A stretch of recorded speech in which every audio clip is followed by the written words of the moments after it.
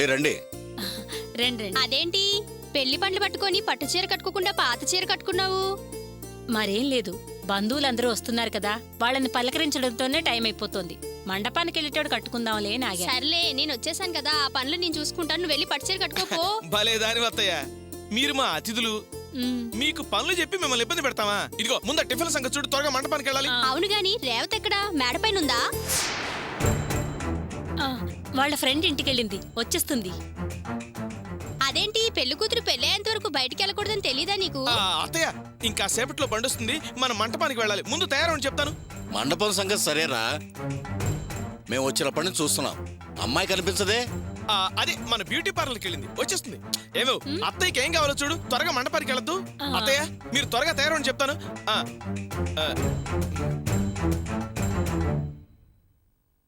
Friend ఇల్లు అంటున్నారు, beauty parlour అంటున్నారు, అసలు నాకేం అర్థం కావట్లేదే.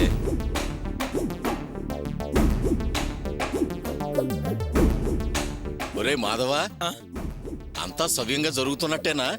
ఏ కన్ఫ్యూజన్ లేదు కదా? అబే కన్ఫ్యూజన్ ఉంది. ఏం లేదు, నువ్వేమో బ్యూటీ పార్లర్ అంటున్నావు, మీ ఆవిడేమో ఫ్రెండ్ ఇల్లు అంటోంది. ఇందులో ఏది కరెక్టా అనేది చిన్న కన్ఫ్యూజన్. అదే బాబాయ్, వాళ్ళ ఫ్రెండ్ బ్యూటీ పార్లర్ ఇంట్లో పెట్టుకుంది. ఓహో అంతే.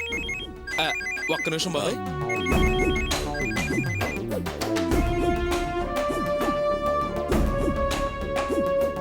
నమస్తే బావగారు. నమస్తే బావగారు, మేము మండపానికి బయలుదేరి వస్తున్నాం, మీరు బయలుదేరారా? లేదు, ఇప్పుడే జస్ట్ బయలుదేరుతాం.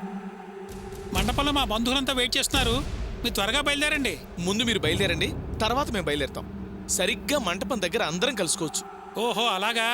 అమ్మాయి కూడా తయారైపోయింది, బయలుదేరటమే తరువాయి. అంతే. ఓకే ఓకే, అలాగే కానివ్వండి బావగారు. రే, వాళ్ళు బయలుదేరారట్రా.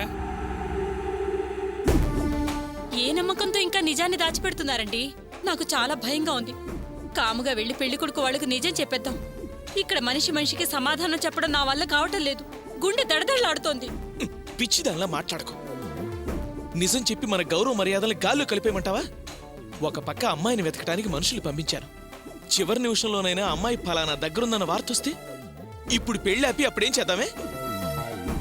అందుకే సాధ్యమైనంత వరకు మన ప్రయత్నం మనం చేద్దాం. మన కర్మ అది మన కడుపును పుట్టి వేధిస్తుంది. ఇదిగో కాస్తెళ్ళి మేనేజ్. ఒక చోట నిలబడకు, అటు ఇటు తిరుగుతూ ఉండు, వాళ్ళకి కనపడకుండా మేనేజ్ వెళ్ళు.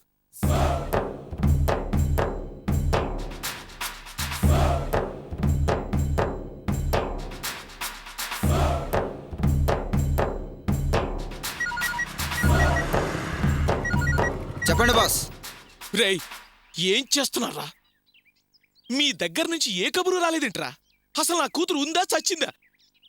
ఏదో ఒక నిజం నా చెవురేంట్రా? బాస్, మీ అమ్మాయి చావలేదు, ప్రాణాలతో బతికుంది. ఏంట్రా, ప్రాణాలతో ఉందా? ఎలా చెప్తున్నారు? మన వాళ్ళు శవాలుండే అన్ని చోట్ల వెతికిర్రు. రైల్వే ట్రాక్లు, ఏర్లు, నదులు, డ్యాంలు, చివరికి మార్చురీ కూడా వెతికారు. అక్కడ అమ్మాయి గారు లేరు. గ్యారెంటీగా అమ్మాయి గారు బతికే ఉన్నారు. ధైర్యంగా ఉండండి, ముహూర్తానికల్లా అమ్మాయి గారిని మీ దగ్గరకు తీసుకొస్తాం. ఒరేయ్, ఇది నా పరువు ప్రతిష్టలకు సంబంధించిన విషయం రా. సార్, నా మీద నమ్మకం పెట్టండి సార్, దిగులు పడకండి సార్. మీరు మీ పనిని చూసుకోండి, ఈ సంగతి నేను చూసుకుంటాను. మా వాళ్ళు గ్రూప్గా వెతుకుతున్నారు, అమ్మాయి గారితో తిరిగి వస్తాం. సరే, ఫాస్ట్గా వెతకండి రా, టైం లేదు. సరే బాస్.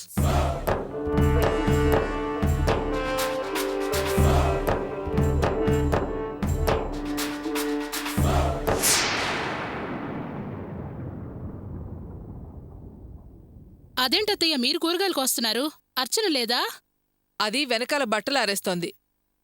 అవును, నువ్వేంటి ఇంత త్వరగా వచ్చేసావు? ఆఫీస్కెళ్ళలేదా? పొయ్యి మీదేదో పెట్టినట్టున్నారు.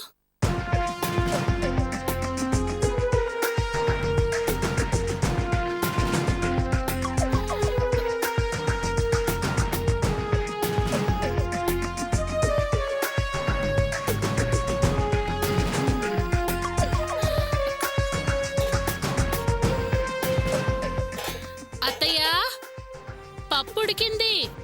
ఇదేంటి పప్పు ఉప్పు అంటుంది? పొద్దున్నే ఆఫీస్కి వెళ్ళక ముందు వాళ్ళ ఇంటికి వెళ్ళి నగలు అడిగొస్తాను అంది.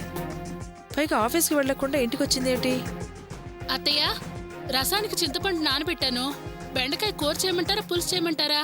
కూర చేసి పులుసు పెట్టి రసంలో కలుపు, మజ్జిగ పోసి తాళింపు పెట్టు. అదేంటత్తయ్యా? మరి లేకపోతే ఏంటే? నువ్వన్నదేంటి, ఇప్పుడు చేస్తున్నదేంటి? వాళ్ళ ఇంటికి వెళ్ళావా? నగల గురించి అడగమన్నాను, అడిగావా? ఆ విషయాలు ఏవి చెప్పకుండా ఏదో పులుసు బెండకాయ రసం అంటావేంటి? ఉల్లిపాయలు అవి చాలా తెమ్మంటారా? నేను అడిగేదేంటి, నువ్వు చెప్పే సమాధానం ఏంటి? అసలు ఏమన్నా పొంతనుందా? నువ్వు వెళ్ళావా? నగల గురించి అడిగావా? వాళ్ళు ఏమన్నారు? పోనివ్వండి అత్తయ్య, ఈ విషయం ఇంతటితో మర్చిపోండి. ఏంటి, ఆ విషయం మర్చిపోవాలా? అంటే నువ్వు వాళ్ళింటికి వెళ్ళొచ్చావని అర్థమవుతోంది. ఏం జరిగింది? ఏమన్నారో త్వరగా చెప్పు. ఏవీ అనలేదత్తయ్య, వదిలేయండని చెప్తున్నాను కదా. ఏమీ లేదులేనే దాపరికాలెందుకే? దాచకుండా అసలు విషయం ఏమిటో త్వరగా చెప్పు.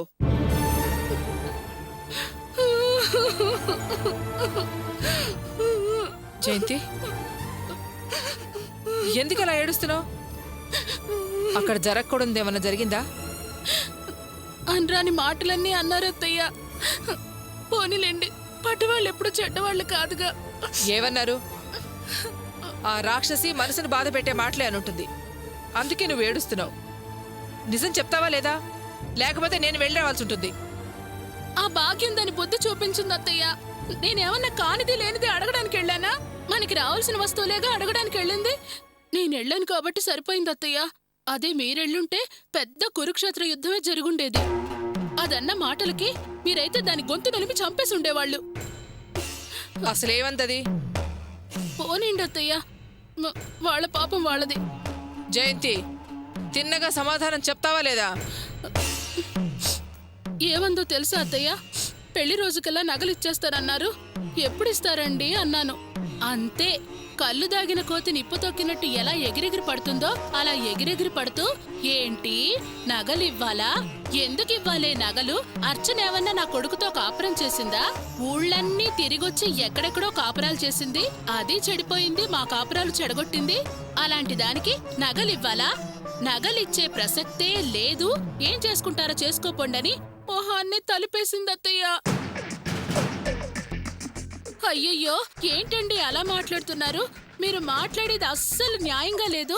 మేమిచ్చింది మా నగలే కదా, మరొకటి మేము అడగడం లేదు కదా అన్నాను. అత్తయ్య, ఇంకో విషయం కూడా చెప్పాను. మీరు మాట్లాడేది మా అత్తయ్యకి తెలిస్తే అస్సలు మర్యాదగా ఉండదండి. ఆవిడ అసలే రోషం పౌరుషం గల మనిషి అన్నానత్తయ్య. ఏమందో తెలుసా? మీ అత్తగారేమైనా పెద్ద పెత్తందారా? నువ్వు అత్తయ్య అనగానే మేం గజగజా వణికిపోవడానికి. అయినా ఆ నగలు తీసుకెళ్లి మీరేం చేస్తారే? అర్చన మెళ్ళ వేసి మరొకరికిచ్చి పెళ్లి చేస్తారా?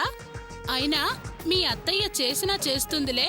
ఆ రాక్షసి వ్యభిచారి కొంపకెళ్ళొచ్చిందాన్ని నా కొడుక్కిచ్చి పెళ్లి చేసిన శూర్పణఖ అని మిమ్మల్ని నానా మాటలు అని తెగ తిట్టేసిందత్తయ్య. పెళ్లి పెటాకులు లేకుండా ఇంట్లో పడున్న దాన్ని పాపం పోనీలే అని నా కొడుక్కిచ్చి పెళ్లి చేసుకున్నాను.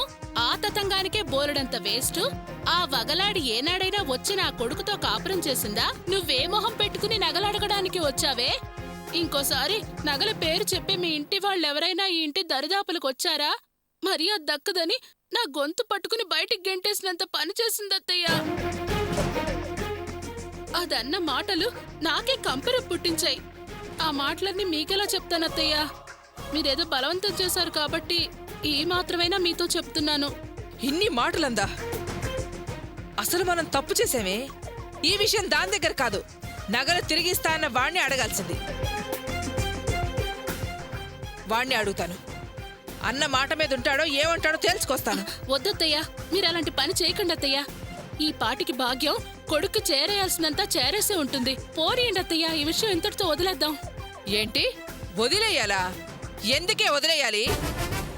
ఇలా వదిలేయడానికా కష్టపడి నగలు పెట్టింది? నా కొడుకు జైలుకు కూడా వెళ్ళొచ్చాడు. వీళ్ళందరికీ ఇలా అన్ని వదిలేయడమేనా? నా కూతుర్ని వదిలేసిన వాడి దగ్గర మన నగలు మాత్రం ఎందుకుండాలి? ముక్కు పిండి వసూలు చేస్తాను.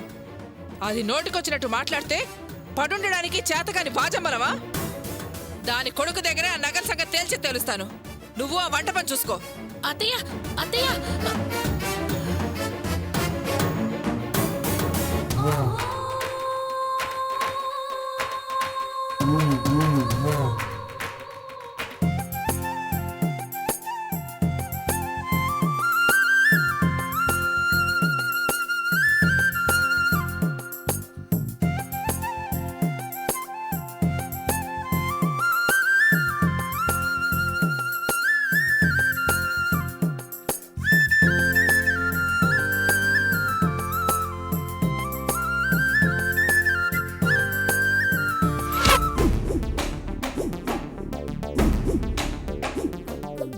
ఏమండి పొద్దునుంచి ఏమీ తినలేదు, కనీసం కాఫీనా తాగండి.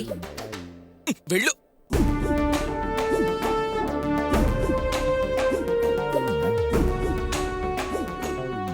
మాధవ, ఆ?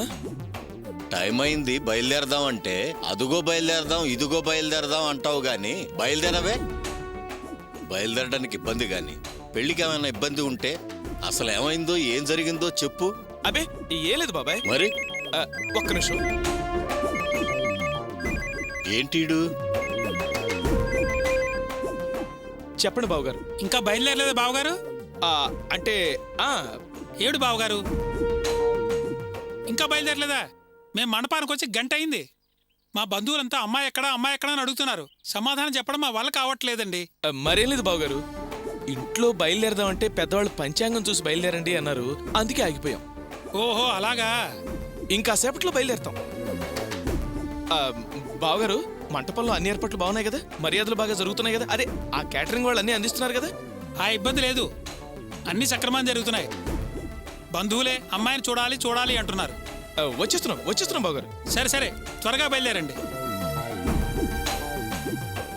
వస్తున్నారట్రా. మాధవ, ఎక్కడి నుంచి ఆ ఫోన్? అమ్మాయి దగ్గర నుంచేనా? కాదు బాబాయ్, ఇది వేరే ఫోన్. బాబాయ్, మీరందరినీ తీసుకుని మంటపానికి వెళ్ళండి, నేను రేవతిని తీసుకుని వెనకే వచ్చేస్తాను. అమ్మాయి లేకుండా మండపానికి వెళ్ళి మేమేం చేస్తాం రా? అది కాదు బాబాయ్, వియ్యంకులు వారు ఫోన్ చేశారు, మీరు ఇంకా రాలేదేంటని. మన వైపున ఎవరూ లేకపోతే ఏం బాగుంటుంది, కొంచెం వీళ్ళందరినీ తీసుకెళ్ళండి. సరే, ఇంకా వేరే కన్ఫ్యూజన్ ఏం లేదు కదా? అబే ఏం లేదు బాబాయ్. సరే బయలుదేరండి. రండర్రా, పదండి, కళ్యాణ మండపం దగ్గరికి వెళదాం.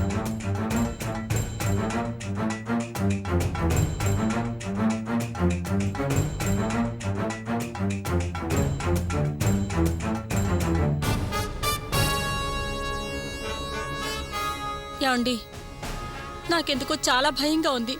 ఇప్పటికైనా ఒక్క ఫోన్ చేసి అల్లుడికి నిజం చెప్పేద్దామండి.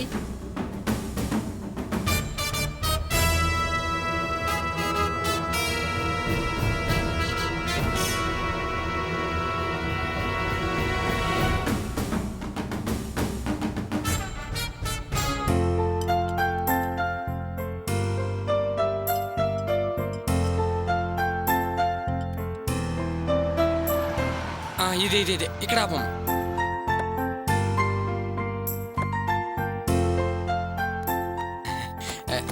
దిగండి సార్, రండి సార్, రండి సార్, రండి. ఇదే రండి.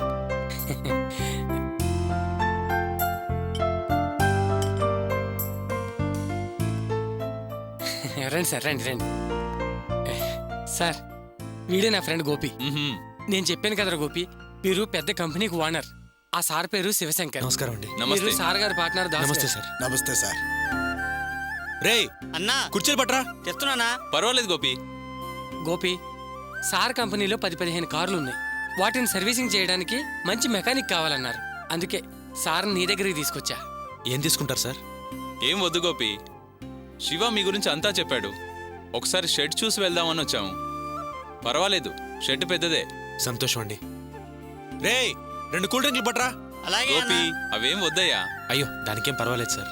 మేము ఇంతకు ముందు మా వెహికల్ చాలా చోట్ల ఇచ్చాం, కానీ అక్కడ వర్క్ బాగోలేదు. కానీ శివ చెప్పాడు ఇక్కడ సర్వీసింగ్ బాగుంటుందని, పైగా రీజనబుల్ అని. అందుకే ఓసారి చూసి వెళ్దామని వచ్చాం. నాకు డబ్బు ముఖ్యం కాదు సార్, కస్టమర్ల సాటిస్ఫాక్షన్ ముఖ్యం. వాళ్ళు నా మీద పెట్టుకున్న నమ్మకాన్ని నేను నిలబెడతాను సార్. నమస్తేనమ్మా, బాగున్నారా? ఏయ్, ముఖ్యమైన విషయం మాట్లాడడానికి వచ్చానని మీ ఓనర్ని రమ్మన్నానని చెప్పుపో.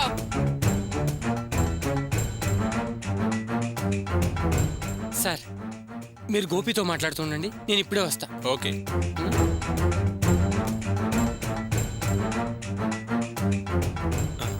సార్ రేయ్, నువ్వు వెళ్ళి కూల్ డ్రింక్ తీసుకురాపో. వెళ్ళు. అమ్మా రెండమ్మా, లోపలికి వచ్చి కూర్చోండి అమ్మా. ఇక్కడే నిలబడ్డారేంటి? రెండమ్మా. ఏయ్, నేనేం కులాసాగా కూర్చుని కబుర్లు చెప్పి విందు భోజనాలు చేయడానికి రాలేదు. చెప్పిన మాట గుర్తుందా? మా నగలు మాకు ఎప్పుడు ఇస్తారో అడగడానికి వచ్చాను. వెళ్ళి ఆ పెద్ద మనిషిని పిలుపో. అమ్మా, లోపల కొత్త కస్టమర్లు ఉన్నారు. గోపి వాళ్ళతో మాట్లాడుతున్నాడమ్మా. ముందు మీరు లోపలికి వచ్చి కూర్చోండి అమ్మా, వాళ్ళు ఎలాగైనా మాట్లాడదాం. రండమ్మా, రండి. పోయి చెప్పరా, పోరా. అమ్మా, నా మాట వినండి అమ్మా, లోపలికి వచ్చి కూర్చోండి అమ్మా. ఏయ్, నేను లోపల రావడం కుదరదు కానీ ముందు బయటికి వచ్చి నాకు సమాధానం చెప్పి ఆ తర్వాత వెళ్ళి వాళ్ళతో మాట్లాడుకోమని చెప్పు